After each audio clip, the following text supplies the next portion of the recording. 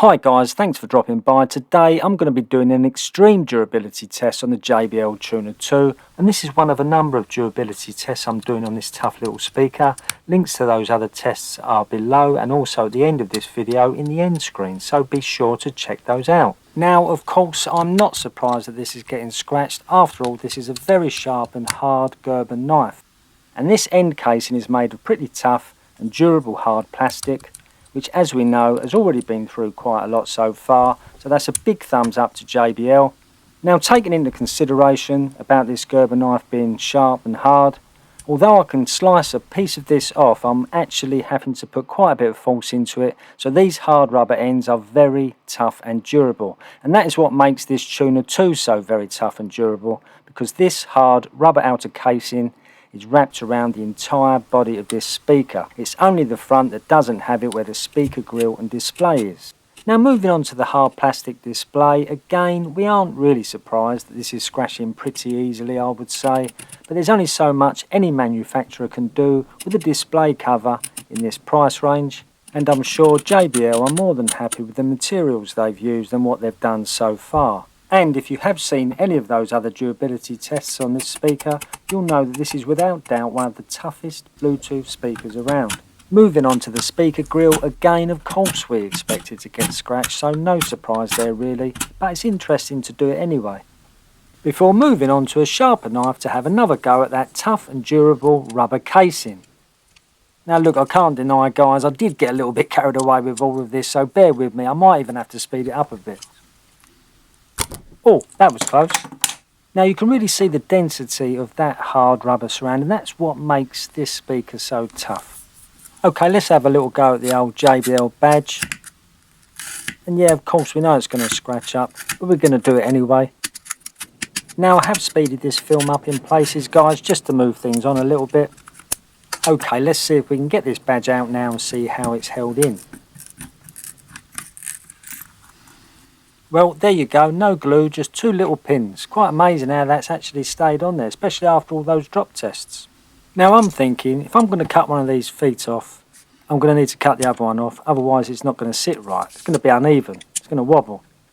And by the way, please don't try this at home unless you're trained with this. I've been using these tools for many years, since I was a young man. So unless you know what you're doing, please don't try this at home. You know, these tools are sharp, they're sharp knives, you can hurt yourself. There's our second one off. As I said, this is quite thick rubber, very thick, tough, durable. I don't want to keep repeating myself, but I have to say, this is the toughest speaker I've come across. There we go. No wobble, nice and even. Okay, now, I think you know I'm just messing around, guys. Well, she's looking a bit shabby, that's for sure. And I think you know what's next on the list. Yes, it is the aerial, no less. Okay, that's doing absolutely nothing. Let's change the tool. Well, that doesn't appear to be making much of an impact either. It's tough, isn't it? Let's be honest. It's tough, all of it. Right, I think we need to step it up a gear. Now, you can't tell just by watching this. I can tell you, I'm really trying to lever this, really putting some strain on it. I'm really forcing it, trying to pull it. And as you can see, it's going nowhere. Now we know this is not going to bend too easily because it's all closed up, but if we open it up, obviously it's going to get weaker. So of course we know this is going to bend guys, we're just having a bit of fun now before we move on to that grill. So I'm guessing this is probably 1mm tubular stainless steel, and it's not particularly strong. Bends very easy, but it is still a JBL aerial, so it is very well made. But not well enough for the pliers. Well, we've certainly made a little bit of a mess of that, and let's see if we can get this off finally. I've got to tell you, this is really tough. Come on. And there you go, finally. Okay, so I'm going to give this one more go guys, see if I can get this out of this body with the pliers, but to be honest, it looks like it needs to be cut out. Yeah, that is just way too tough. That's not coming out of there. So I'm going to give that a miss. Let's move on. Yeah, just a couple more slices on that. Oh yeah, look at that. Now, this is certainly been looking a lot better in recent times. Let's change our tool. It's time for the saw.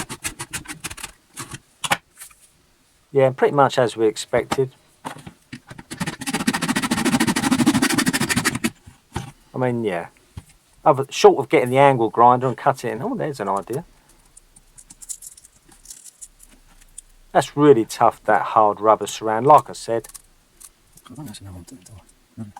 this display will probably be screwed in underneath. Let's try and get this grill off. This speaker grill. I mean, this is a really tough sealed unit. The whole speaker is really held together well. We'll have a job getting this out, I think. Really, to be honest, I need it held in a vise, the big screwdriver, and lever this off. So it's a bit difficult holding it by hand. So the time has come to change the tool again, this time the mole grips. Now the great thing about mole grips is you don't have to focus on gripping the handle like you do a pair of pliers, because it locks tight shut. It locks shut, so you can just focus on the leverage. And I'm going to need all the help I can get to get this off, because this is on there. Now guys, I'm not sure what the exact technical specifications of this speaker grill cover are, but I'm guessing it's around 0.5 millimetre thick or so, and it has some type of material mesh behind it, as you can see. All I can really say for certain is that it is very hard to get off, and as I've said many times, this Tuner 2 really is a solid, very solid and well made Bluetooth speaker. Right, let's see if we can get the rest of this off now. This is proving very difficult. Now I'm just going to speed this up a little bit, guys. It's taking quite some time, so I just want to move it on a bit. I honestly never knew it was going to be this tough. And finally, that is that bit off. Thank God for that. Gee. Now just this bit along the bottom shouldn't take too long. Come on. And there you go. Oh, one last piece at the top, forgot that. This shouldn't take a second. There you go, done. Finally, that was tough. But I've got to say, it has definitely looked better, and it's definitely been through the ropes today, and it stood up pretty well, I think, to be honest. Let's see if it works. Of course I'm expecting this to work. I mean, there's no reason why it shouldn't work at all. At least for now, anyway. We can't have smooth radio on, because I'll get a copyright notice. Let me just pair it up.